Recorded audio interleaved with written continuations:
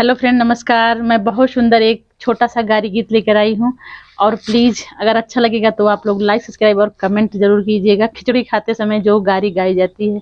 बतावा दुल्हे खुशी भइला की नाही, बतावा दुल्हे खुशी भैया की नाही, बतावा दुल्हे खुशी भइला की नाही, बतावा दुल्हे खुशी भइला की नाही।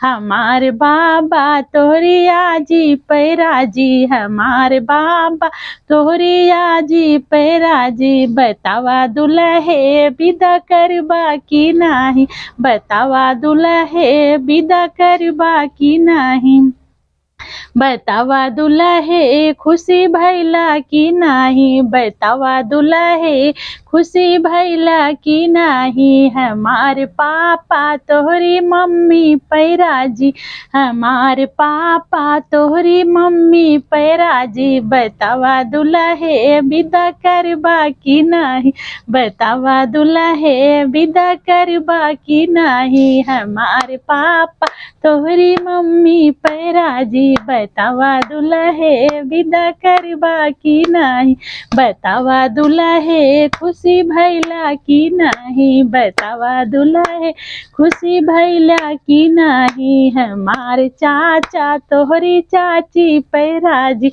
हमारे चाचा तोहरी चाची पैराजी, बतावा दुल्हे विदा करबा की नाही, बतावा दुल्हे विदा करबा की नाही, बतावा दुल्हे खुशी भइला की नाही, बतावा दुल्हे खुशी भइला की नाही।